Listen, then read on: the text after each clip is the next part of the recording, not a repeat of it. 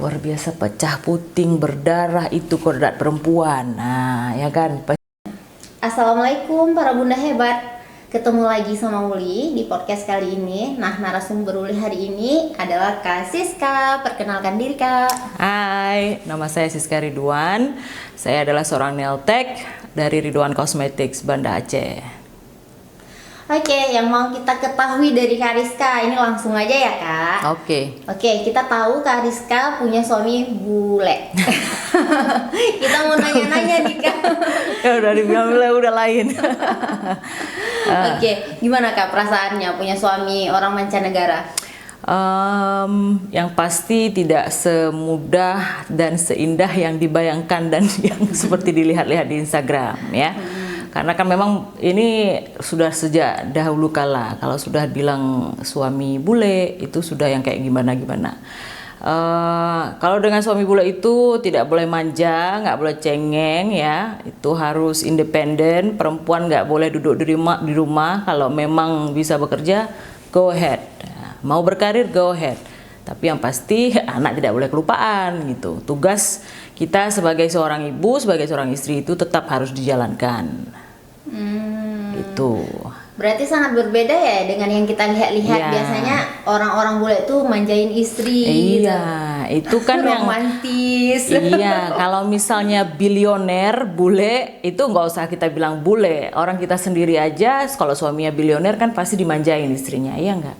Oh, Kak, kita mau tahu juga nih gimana sih pengalaman kakak melahirkan di luar negeri? Karena secara melahirkan dua-dua di luar negeri ya, Kak ya? Iya. Ya, mau tahu dong Kak, sharing dong. Ya dua-dua sesar ya kan, karena memang yang pertama ini beratnya juga sudah hampir mencapai 4 kilo, itu dari luar aja sudah terdeteksi dan lain sebagainya. Jadi kalau kita ngomong secara medikal, tentu saja sangat luar biasa ya, pengalaman luar biasa enaknya pengalaman melahirkan di luar negeri. Dan karena kebetulan kita sudah tinggal di Taiwan itu cukup lama, sehingga kita menggunakan BPJS atau asuransi kesehatan dari negara tersebut. Nah, yang fungsinya seperti BPJS, sistemnya cepat. Terus kita setiap trimester itu ada yang namanya check up prenatal. Dimana di sini kayaknya kurang ya. Misalnya seperti kayak Down syndrome itu di 11 minggu. Sekarang sudah ada ya. Jadi pada zaman saya dulu itu nggak ada. Karena kita sempat sharing-sharing juga. Ini kenapa ya kok anak aku tuh kayak udah di expect atau diharapkan ada Down syndrome. Namanya juga anak pertama ya kan. Terus saya tanya itu sama orang Indonesia di Aceh nggak ada Kak, karena kan mungkin berkaitan dengan agama atau berkaitan dengan budaya, jangan sampai nanti kayak yang anak itu diharapkan. Begitu. Jadi itu ya namanya pengalaman anak pertama ya kan. Kemudian itu setiap trimester ya. Itu ada prenatal, nanti kemudian dicek kelengkapan organ tubuh. Itu nggak ada yang namanya 5D itu kita nggak penting kalau di luar negeri 5D itu ya kan. Jadi kalau apapun penyakit anak di dalam tubuh anak di luar negeri itu langsung terdeteksi ketika anak tersebut tuh masih dalam kandungan. Jadi orang tua bisa melakukan prevention atau dengan sudah tahu deh apa yang harus dihadapi ke depannya begitu ya, mempersiapkan mental orang tua juga lah begitu ya kan. Kebetulan anak pertama itu mertua yang bisa hadir, namun ya suka dukanya ketika habis operasi itu sempat satu bulan tidak bisa jalan dengan normal. Karena kenapa itu? Luar biasa sakitnya. Jadi itu rasanya itu seperti kain ditarik. Setiap gerakan begini aja gerakannya, itu rasanya tertarik.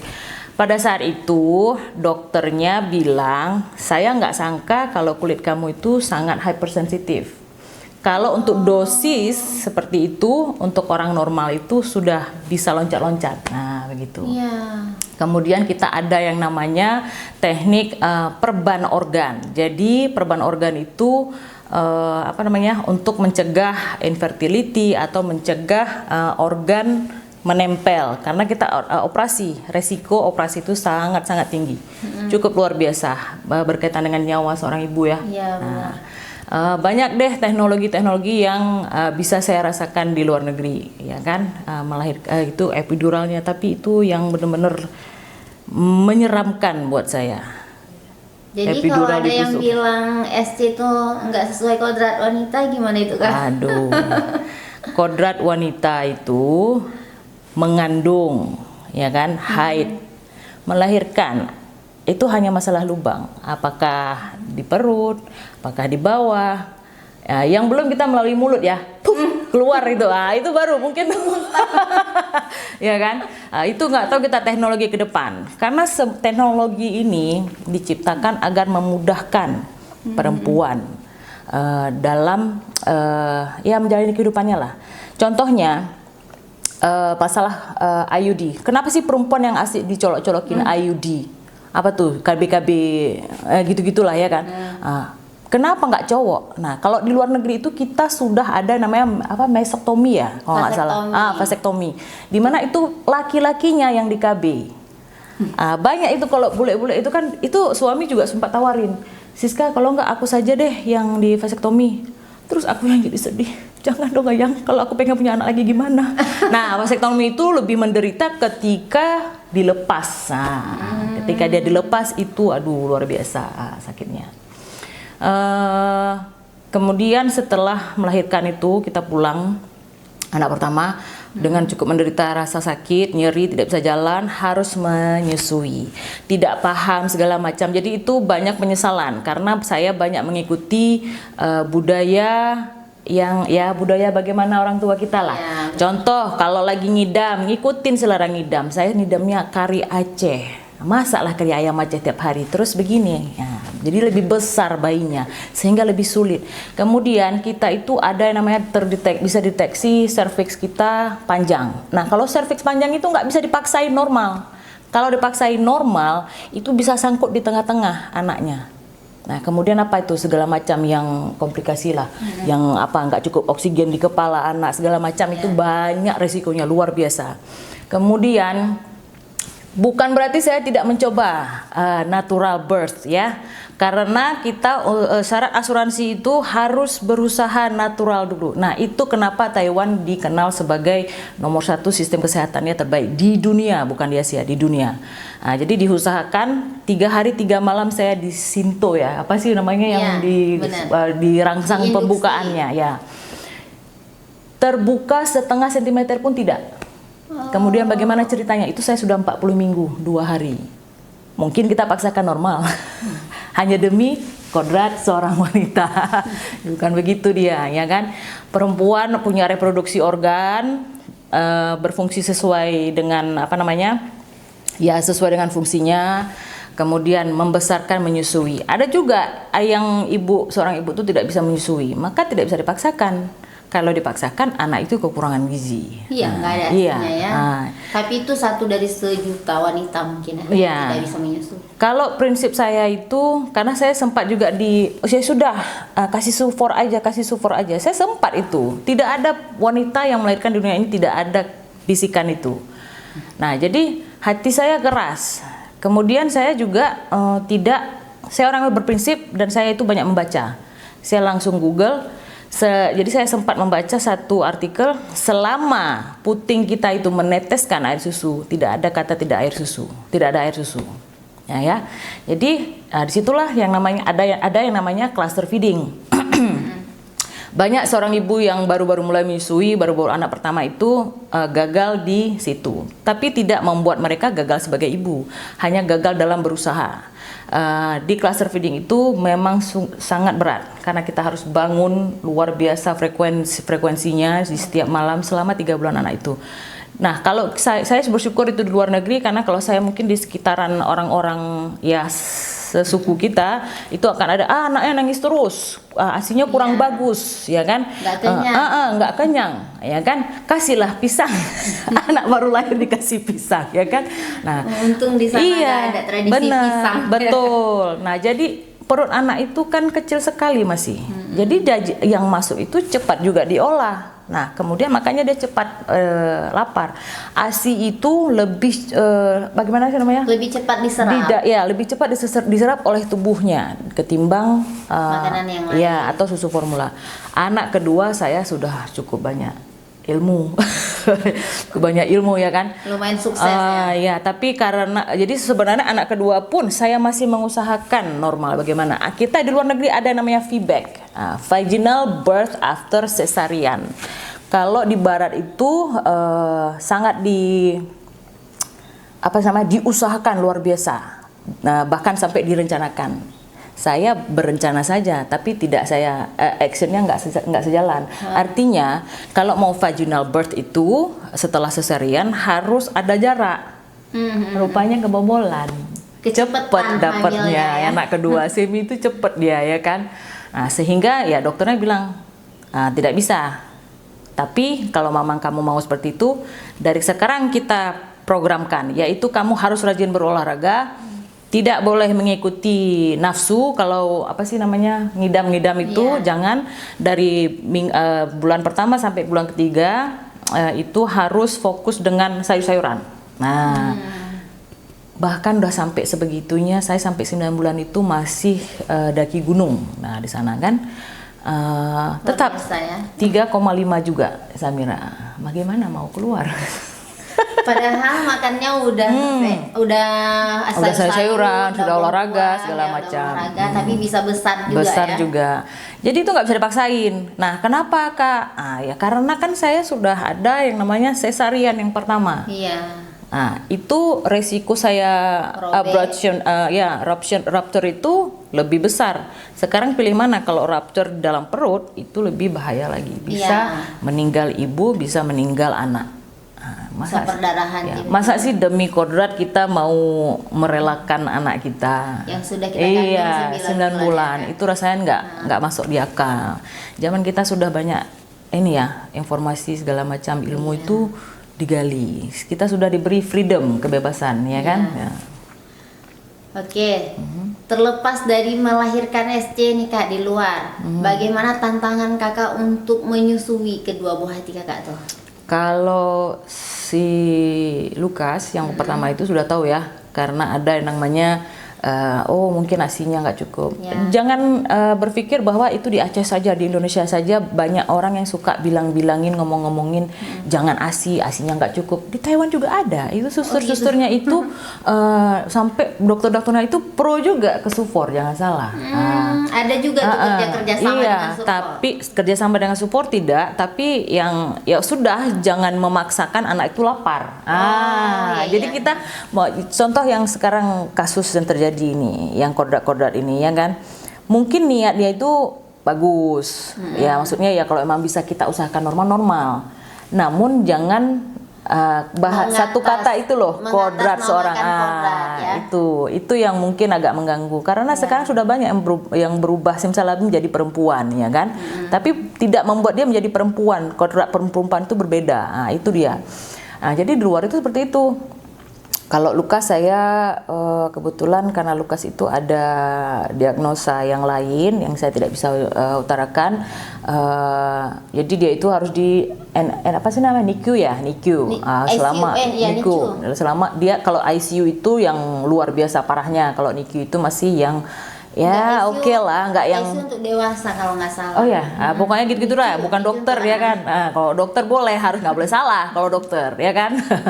Nah jadi 5 hari itu saya harus dengan kursi roda naik ke atas, luar biasa, pecah puting, berdarah, itu kodrat perempuan. Nah ya kan, pecah putingnya luar biasa. Berarti masih kurangnya pengetahuan untuk sangat kurang ASI kayak mana menyusui dengan benar.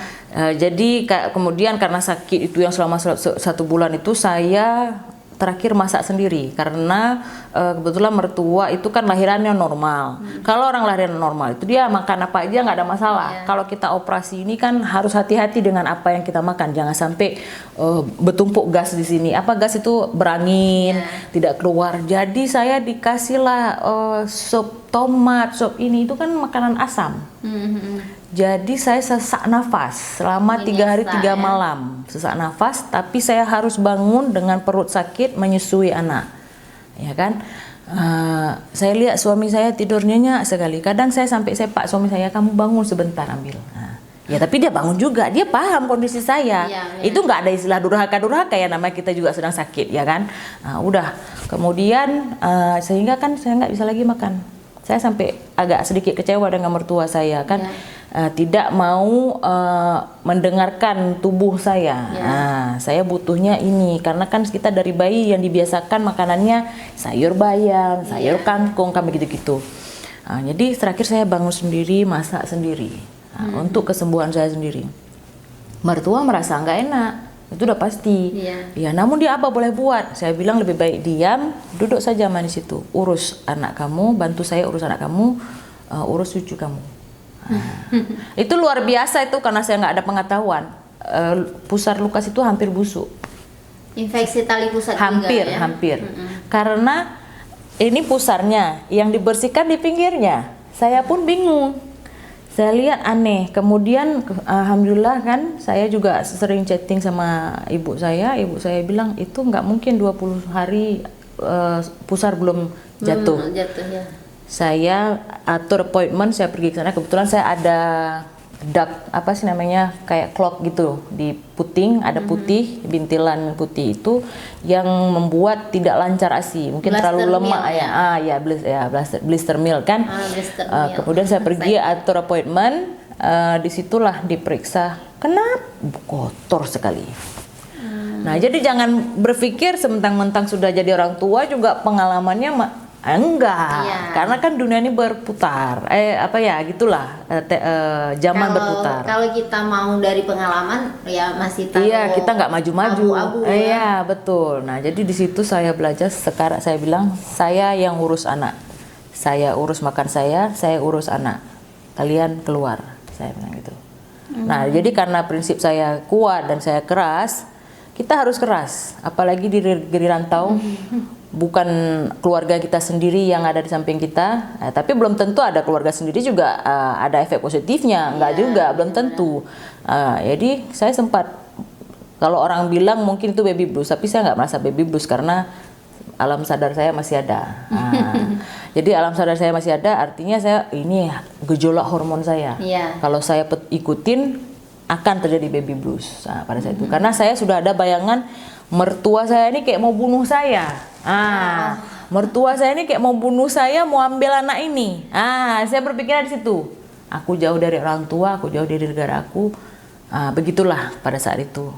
Jadi cepat saya ini triggernya ini. Saya suruh keluar, biar saya urus anak saya sendiri, saya urus makan saya. Kalian bersih-bersih aja lah, saya bilang kayak gitu. Alhamdulillah selesai dan sehat walafiat. Anak kedua saya sudah tahu itu si Samira itu sempat jaundice 7 ya kalau nggak salah skalanya. Kemudian berat badan dia itu turun drastis sampai 3 kilo, dari 3,5 menjadi 3 kilo sampai 5,5 kilo. Pada saat itu COVID, sehingga kita tidak ada mertua, tidak ada orang tua. Saya mempekerjakan suster khusus ahli confinement. Dia itu memang tersertifikat. Kalau di luar negeri itu semua harus tersertifikat, walaupun cuma jagain anak, jagain ibu melahirkan. Dia itu sempat karena orang Taiwan, saya bisa bahasa Cina, sehingga saya suruh bapaknya di rumah jaga anak. Saya tidak percaya sama orang lain kecuali kamu. Walaupun sebenarnya pada satu malam itu memang harus suami yang mendampingi kita melahirkan ya. Saya pantau dari CCTV itu bagus sekali dirawat. Mereka itu takut hukum, ya kan.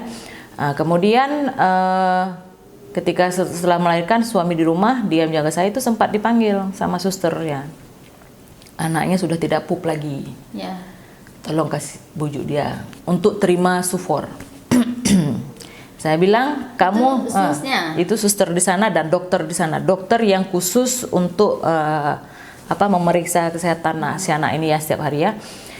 Samira itu kalau lagi jauh dari saya dia terbuka matanya. Ketika saya taruh di sini dia tutup, dia masukin sebentar aja udah tidur.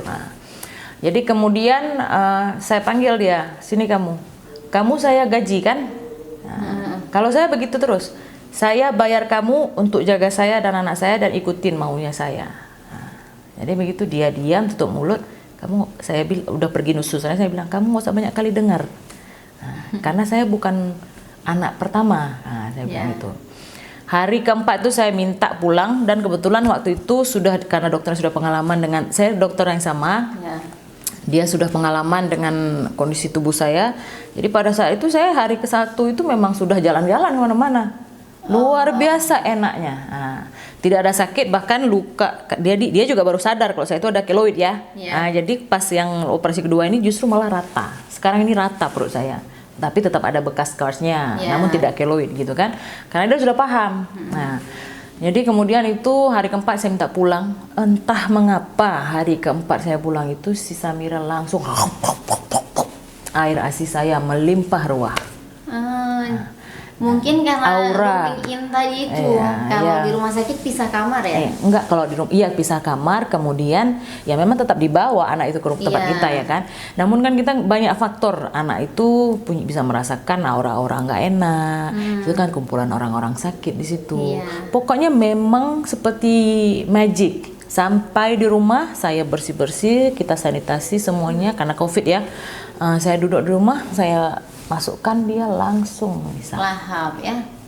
Sejak itu saya ASI nggak pernah putus untuk Samira, dan hari itu juga malam itu juga saya pompa, saya berikan untuk Lukas. Jadi Lukas itu hanya 5 bulan dia stop.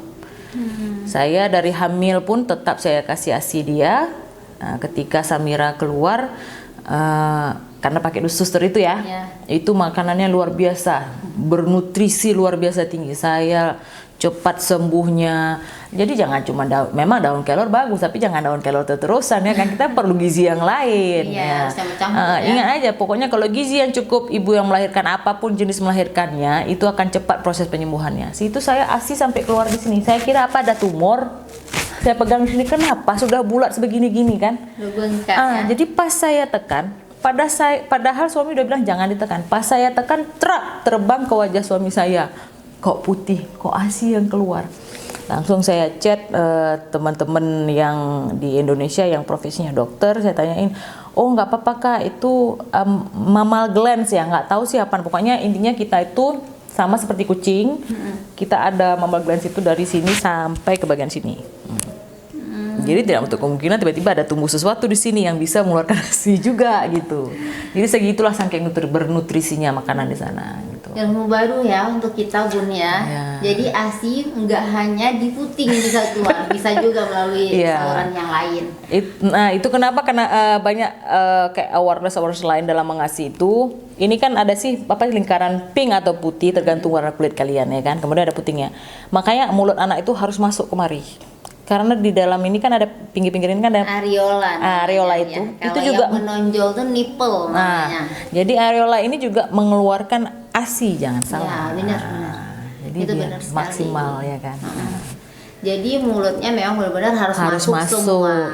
Areola-areolanya itu kalau bisa masuk. Biasa ya kak, perjuangan kakak di negeri orang pun rupanya nggak cuma di sini.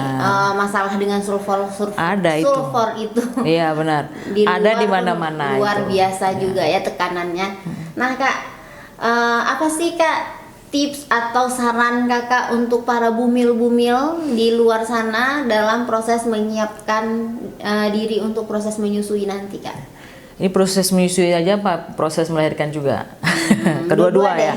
Kalau untuk proses melahirkan, kalau anak pertama dan belum ada sejarah operasi atau apapun, baik operasi usus buntu dan lain sebagainya, ya kan, usahakan normal. Tidak ada wanita di dunia ini yang tidak mau mengusahakan normal. Seperti yang kita lihat, begitu banyak benefit dengan proses normal, ya kan.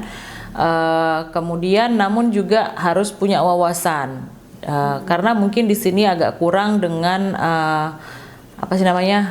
prenatal testnya. Saya nggak tahu karena saya kan nggak hamil lagi. Tapi pada zaman saya itu tidak ada yang namanya prenatal test. Itu seperti yang udah kita bicarakan sebelumnya, ya kan. Selalu membaca, perbanyak ilmu, persiapan, kemudian harus juga berekspektasi bahwa omongan-omongan itu pasti akan terdengar. Kemudian paling penting itu adalah edukasi orang-orang terdekat, dari mulai suami, orang tua sendiri, mertua, saudara dan lain sebagainya. Itu adalah orang-orang yang terdekat sama kita. Kalau kita tidak mengedukasi mereka, maka merekalah menjadi musuh utama kita untuk terjadinya baby blues. Jadi kalau nggak mau baby blues dan segala macam distress itu, nah mereka dulu orang-orang terdekat harus kita edukasi, sehingga dengan cukupnya mereka teredukasi, merekalah yang menjadi tameng kita dengan bisikan-bisikan tetangga, bisikan ini, bisikan kawannya, pokoknya segala macam. Nah, jadi begitu, kita harus betul mempersiapkan semuanya. Kalau untuk menyusui, seperti yang ya kodrat wanita itu adalah menyusui, itu benar, sangat benar sekali. Nah, selama air ASI itu masih menetes dari puting kalian, tidak ada yang namanya tidak ada ASI. Nah, itu jangan salah ya. Nah, sekarang seberapa besar keinginan kita untuk berhasil, seberapa besar keinginan kita untuk menyusui anak tersebut. Namun jangan pernah ada rasa guilty itu ya. Kalau ibu ini tidak ada yang namanya nggak merasa bersalah. Setiap hari kehidupannya itu penuh dengan rasa bersalah, iya kan? Iya, Mom's guilt. Anak pergi sekolah masih kecil udah mom's guilt. Padahal daripada dia di rumah dengan neni yang ya segala macam kasus, dia lihat tembok nggak terstimulasi, kan mending dia di sekolah. Pokoknya banyak macamnya, ya kan? Harus sesuaikan dengan kondisi tubuh sendiri. Kalau memang sanggup, silakan.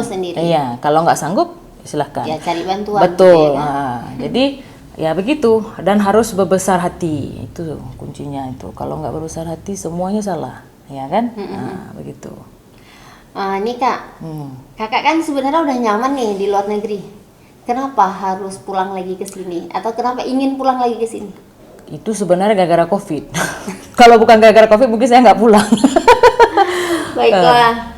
Jadi COVID itu sangat luar biasa dampaknya terhadap mental dan sosial kita. Saya seperti yang kalian udah tahu ya, kalau follow saya itu kan saya tuh double stroller. Stroller saya di luar negeri itu bukan double stroller seperti di sini ya kan. Itu beratnya 20 kilo dengan saya ngantar jemput lukas. Itu double stroller itu saya harus angkat ke bus. Dan itu Samira kan masih bayi. Memang alhamdulillah itu juga itu karena Samira lahir dari COVID, jadi dari bayi itu sudah terbiasa dengan masker. Ya nggak masalah, tapi ya dia itu saya pakein rain cover. Rain cover itu jauh lebih efektif dari virus-virus segala macam daripada masker. Ya kan, karena dia bahannya plastik. Jadi itu saya suka ditunjuk-tunjukin muka anak saya sama nenek-nenek di sana. Itu kenapa nggak pakai masker? Jadi mungkin sudah capek saya berantem. Ya begitulah. Jadi saya balas juga. Tangan kita sebagai orang dewasa itu jauh lebih kotor daripada tangan anak kecil, ya kan. Kemudian saya sudah berpikir ini waktunya saya pulang, karena itu si Samira udah tunjuk HP nenek, dia bilang.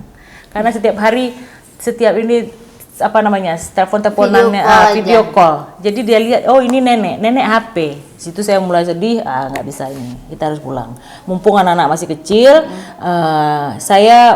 dia harus tahu roots-nya ya, akar dari negara asal mamanya, bahasa ibunya, segala macam begitu.